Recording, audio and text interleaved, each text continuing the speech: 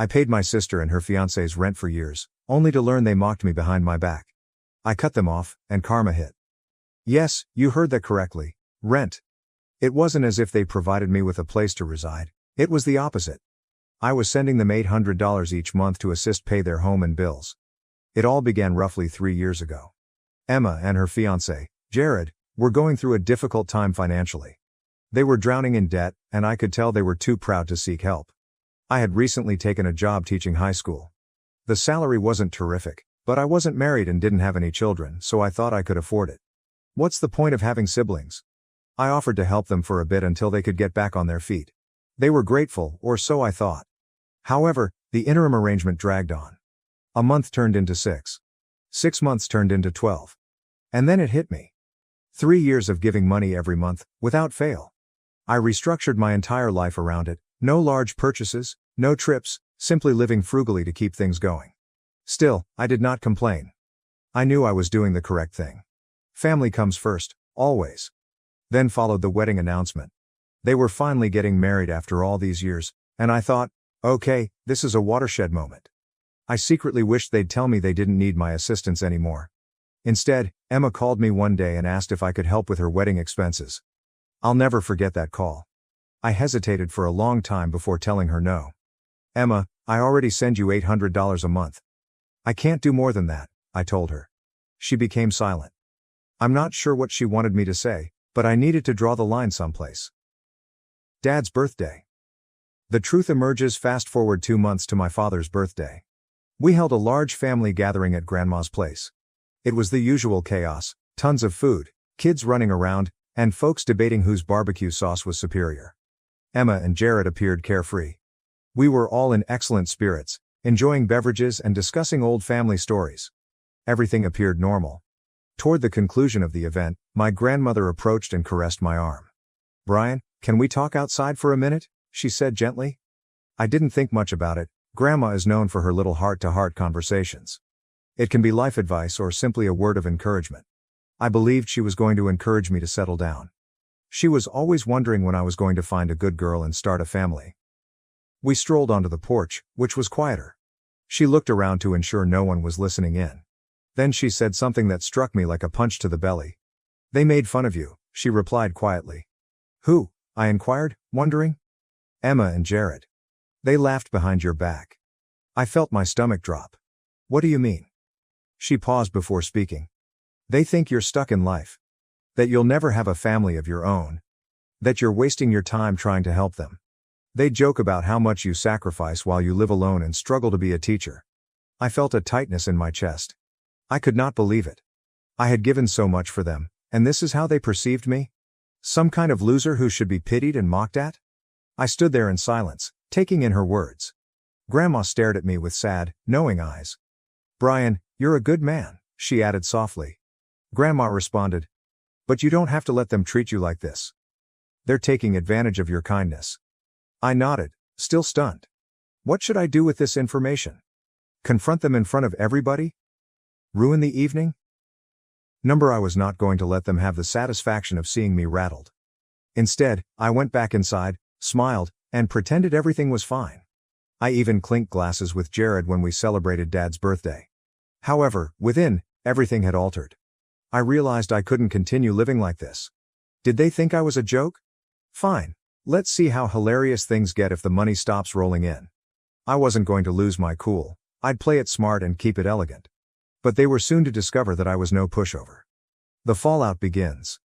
The morning following Dad's birthday party, I awoke early, still thinking about what Grandma had said. Part of me wanted to call Emma immediately afterward and confront her, but I opted not to. I needed time to contemplate. Instead, I went about my usual business: coffee, lesson preparations, and grading papers. Business as usual. About a week later, Emma called me. "Hey, Brian. Just checking in," she remarked cheerfully, as if nothing were wrong. "Hey," I said, maintaining a neutral tone. She began droning on about wedding plans, flowers, guest lists, and an issue with the caterer. I let her speak for a while. Then she casually mentioned money. "Oh, and Jared was wondering if you could send this month's rent a little early. We have a few things coming up." I had to fight myself not to chuckle. "Yeah, about that. I'm actually going through some financial stuff myself, I commented. I won't be able to send the money this month. There was a pause. Wait, you mean just this month, right? You'll still help us after that? I don't know, Emma. I've been helping for 3 years. I might need to focus on my own situation for a while. She remained silent for a moment. Then I noticed her voice thicken. Brian, are you serious? We're counting on this money. Yeah, well, I was counting on my family not laughing behind my back. Another prolonged stillness. I didn't elaborate, and she never asked what I meant. Instead, she uttered a stiff, okay, and abruptly terminated the phone. That marked the beginning of the fallout. The family pressure 2 weeks have gone by. I didn't hear from Emma again, but I knew something was up. Then, one night, my mom called me unexpectedly. Brian, I just talked to Emma, she said, and I could see she wasn't happy. She says you stopped helping her with her bills. What's going on? I exhaled. Mom, I've been sending them $800 a month for 3 years. It's not like I owe them anything. Well, yeah, but they're family, and Emma said you've been acting distant. Did she also mention that they've been making fun of me behind my back? I asked her. That silenced her for a second. What are you talking about? I told her what Grandma said. For a time, there was only astonished stillness on the other end. Finally, she spoke again, this time in a gentler voice. Brian, I had no idea. I'm so sorry. You've done more for them than anyone could have expected. If they're treating you like this, I understand why you're upset. It was a relief to hear her say that. But I knew things were going to get ugly. The confrontation, sure enough, a few days later, Jared called me unexpectedly. Hey, Brian, he said, his tone forced but courteous. Emma's really upset. I think there's been some kind of misunderstanding. Is that right? I asked, maintaining my composure. Yeah, man, I don't know where you're getting these ideas, but we've never said anything bad about you. You've been great to us? Oh, so Grandma just made that up? I inquired honestly. Jared stammered for a second.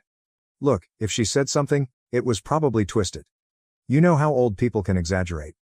I didn't believe it for a second. You know what, Jared? Let's not pretend. I'm done with the money. You guys are on your own. I hope the wedding goes well. I hung up before he could argue. Grandmother's revelation. The real kicker arrived a few days later, when I received a call from Grandma herself. Brian, honey, can you come over? I have something to show you, she said to him. Curious, I went to her residence. She walked me into her study and gave me an old family photo album. I was going through some things and found these, she explained with a slight smile. I flipped through the pages and came across a collection of childhood images of me, Emma, and Jared. Then I noticed something unexpected. A letter slipped between the pages. It was from more than 20 years ago, before I was even born. Grandma, what is this? I questioned, pulling it out. Read it, she replied softly. The letter came from my late grandfather, and it detailed a hidden trust fund he had established for his grandchildren, to be distributed equally. Unless one is found to be abusing the family bond. Emma and Jared don't know about this, Grandma continued quietly. But I think you should. I sat there, startled. It wasn't simply about money anymore. This was about setting boundaries. And perhaps karma was about to catch up with them. The fallout escalates. Grandma showed me the letter, and I had a lot to think about. My late grandfather had established a trust fund for all of us, but she did not disclose how much money was in it. She made it obvious that no one else in the family knew, not Emma, Jared, or my parents. Why are you telling me this now? I questioned her. Grandmother gave me a knowing glance. Because I want you to understand something. You're not the failure they make you out to be. You've worked hard, sacrificed for others, and shown more integrity than most people ever would. This fund, it was meant to reward people like you. I nodded carefully, absorbing her words. I didn't want to rush into anything based on this new information, but it was comforting to know that I had some concealed leverage. Emma and Jared panic. The drama became more intense during the next week. Emma and Jared were panicking, I learned through the family grapevine. I believe limiting their monthly allowance affected them harder than I expected. Jared's work hours had been reduced, and Emma was having difficulty paying some of the wedding providers. I assumed they would figure it out. Instead, they began attempting to guilt other family members into giving them money. It backfired spectacularly. My mother stated to one of her sisters that I had been financially supporting Emma and Jared for several years. Word spread immediately. Everyone in the family found out pretty quickly. My Aunt Laura, who never holds back, supposedly ripped into Emma during a family function I wasn't even attending. You let Brian pay your bills for 3 years, and now you're playing the victim? Are you serious? She allegedly said. Emma loses it. Emma called me later, enraged. What the hell, Brian? Did you tell everyone about the money? No, I said quietly. I only told one person. And you brought this on yourself. Do you have any idea how embarrassing this is? She asked. Emma, I think you have bigger problems than embarrassment, I told you. Maybe look in the mirror and ask yourself why you believed it was acceptable to treat me as a joke. She did not have a response. I assumed that was the end of it, but Jared decided to push things. He must have been desperate because he showed up unexpectedly at my school one afternoon. He waited for me in the parking lot. Brian, we need to talk, he replied, trying to seem calm but clearly agitated within. About what? I asked, crossing my arms. Look, man, Emma has been crying nonstop. People are turning against us. We just want to make things right, he explained. Oh, you want to make something right now? After 3 years of taking my money while laughing behind my back? I shake my head. No thank you, Jared. I am done being your safety net. His cheeks reddened. You act as if we intended to hurt you. It wasn't like this? So, how was it, Jared? I interrupted. Explain to me how ridiculing someone who helps you isn't intended to hurt them. He did not have a positive response. Instead, he muttered something about how everything was a misunderstanding and walked out. Dad steps in. Later that night, I received a call from my father. He rarely participates in drama, so I knew this was serious. Brian, he explained. I had a lengthy conversation with Emma and Jared. They are struggling right now, but they regret how they treated you. That's good, I replied frankly. But I'm not interested in fixing things right now. They need to solve their own difficulties. Dad exhaled. Look, I am not saying you are incorrect. You've been more than generous, but maybe it's time to sit down and have a serious conversation with them, clear the air. I thought for a moment. I'll think about it, I finally said. But deep down, I was not in a forgiving mood. They had been using me for several years. They'd have to prove they deserved another opportunity. And I wasn't going to make things easy for them. Our family meeting. About a week following my father's call, I received an invitation. Handwritten. That was odd. It came from Emma. She asked me to meet her and Jared at a coffee shop near their house for a family meeting. I contemplated going, but curiosity got the better of me. I assumed I'd listen to them, despite my low expectations. When I arrived, the cafe was almost completely vacant. Emma and Jared were already there, looking a little overly prepared. Emma wore a phony smile, and Jared fidgeted with his phone. Emma remarked, "Hey, thanks for coming," as I sat down. "Sure, what is this about?" I asked, keeping it brief. Emma took a big breath. "Look, we'd simply like to apologize. We shouldn't have talked about you that way. It was wrong, and we sincerely apologize." Jared nodded and joined in. We were agitated and told some horrible jokes. We didn't mean anything serious. I sat back and observed them. It all felt too polished and scripted. "Okay," I said. "But let me ask you a question. If Grandma hadn't told me, would you have ever apologized?" They froze for a second. Emma looked to Jared, who swiftly spoke out. "Of course we would have, eventually." I chuckled. "Right. Sure." They shifted uncomfortably. That's when Emma revealed the true reason for the meeting. "The favor, Brian, we need a favor," she explained cautiously. There it was. I almost laughed aloud. "Let me guess. You need money." "Not exactly," Emma responded nervously. "We need you to co-sign a loan for us." I stared at her like she had a second head. "Are you serious?" "We've struck a hard patch," Jared explained. "And we just need some help refinancing the house. If you co-sign, we'll obtain a better rate, and we'll handle the rest. You would not have to pay anything." I couldn't believe what I heard. "You've got to be kidding me," I responded. "You think I'm going to put my name on a loan for you after all this? Are you listening to yourself right now?" Emma's face reddened. "We are not trying to take advantage of you. We're working to make things right." I shook my head in astonishment. "You don't solve problems by begging for more handouts. You fix things by accepting responsibility for your own lives." Jared threw his hand down on the table. "You are being unreasonable, Brian. We are family." I laughed bitterly. "Exactly. And family members do not treat each other like dirt. You are on your own." I got up, tossed a couple bucks on the table for my coffee, and went out without saying anything. The bombshell. A few days later, the unexpected news broke. Grandma called me, sounding shaken. "Brian, you should come over right away." "It's important," she remarked. When I got to her house, she handed me an envelope with my name on it. Inside was a letter from the bank regarding the trust fund. Emma and Jared had apparently caught wind of it and were attempting to demand a larger share, claiming that I had withheld family assets. "They went to a lawyer," Grandma said, her voice shaking with fury. "They say you hid the trust fund from them, even though you didn't know about it until recently." I was stunned. "You've got to be kidding me." "They are desperate, Brian. They're grasping for straws," she remarked. "But this is low, even for them?" Then it struck me. They weren't only struggling. They were sinking. And now they're willing to throw me under the bus to save themselves. "I'm not going to let them get away with this," I stated forcefully. Grandma smiled a little sadly. "Good. It's about time someone teaches them a lesson." An unexpected call. I wasn't done being surprised though. The next morning, I received a call from a lawyer representing Emma and Jared. I readied myself for a heated argument, but the lawyer sounded unexpectedly sorry. "Mr. Daniels," he replied. "I wanted to inform you that my clients have chosen to abandon their complaint. They'd like to handle the situation privately." "Withdraw their claim? Why?" There was an awkward moment. "Let's just say some fresh information has surfaced about their financial predicament.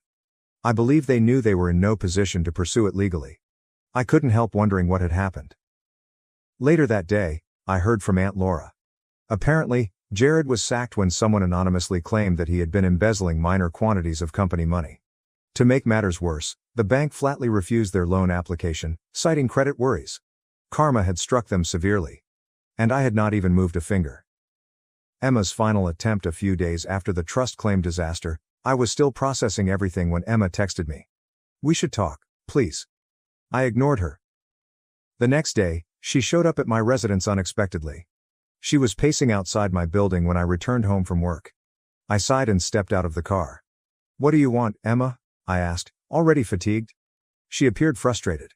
"Brian, I didn't realize Jared was going to go this far with the lawyer. I swear I did not want this to happen." "Did he panic?" I scoffed. "You were both perfectly happy attempting to rip me off with that trust fund." She stared down at her feet and did not refute it. "I'm sorry. Okay? We've just been under so much stress, the wedding expenses, the house, everything is coming apart." I folded my arms. "You know who's at fault, right?" I shot back. "Perhaps you wouldn't be in this situation if you hadn't relied on me for so long." She winced and then, unexpectedly, added, "You're correct. But I have no one else to turn to." I looked at her in bewilderment. "You don't understand, do you? I am done. I gave you years of my life and thousands of dollars, and you just laughed behind my back. Now you came here expecting me to save you again?" "Brian, you're my brother," she whispered quietly. "We're supposed to look out for each other." "Yeah? Where was that support when you and Jared made fun of me? When did you attempt to take it from me?" She did not have a response. I shook my head. "Emma, I'm finished. This will be our last conversation regarding money, trust funds, or anything else. I don't want anything more to do with you or Jared." Her eyes widened. "You can't simply cut me off like that. We are family.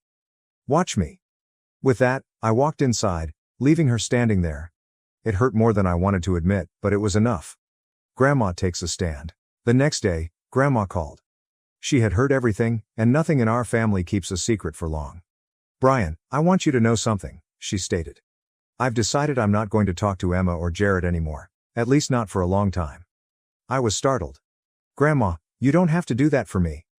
"I do," she stated firmly. "You've been nothing but wonderful to them, yet they attempted to betray you. If they don't respect you, they won't respect me. They crossed the line, and I am not going to pretend differently." Hearing that from her meant more than I could express. Aunt Laura's news. A few weeks later, I received another surprise. I ran into Aunt Laura at the grocery store, and she took me aside. "Hello, I heard about everything that happened. I just wanted to tell you how proud I am of you," she said. "Proud of me?" I asked, perplexed. "Yes, you have finally stood up for yourself. Emma had a knack of manipulating people, but you didn't let her take advantage of you." I laughed. "It wasn't easy, but I couldn't live like that anymore. You did the right thing. By the way, you might want to check in with Grandma. She's making some modifications to the trust fund." That grabbed my attention. "Changes?" Laura laughed. Let's just say Emma and Jared might not be included in the future plans. Grandmother's final decision. When I saw Grandma a few days later, she verified it. I talked to the lawyer, she added, and I've determined that if Emma and Jared can't demonstrate responsibility and respect, they won't earn their share of the trust. I'm giving them the opportunity to change, but if they don't, the trust will be divided between you and your cousins instead. I was speechless for a moment. You don't need to do that, Grandma. I do not want any of the money. I know, she responded, smiling. That's why you deserve it. Cut ties for good. Following that, I cut off all communication with Emma and Jared. No texts, no calls. I banned their numbers and quit dealing with family drama. Things gradually became easier, and I had no idea how heavy my weight was until it was lifted. The actual kicker? Jared had moved out of the house after losing his job, and their relationship was on the rocks, so Emma had to return to live with her mother.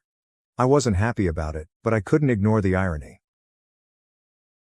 Thank you for watching. If you haven't subscribed yet, please do so and hit the notification bell to stay updated with more shocking real-life stories happening around you.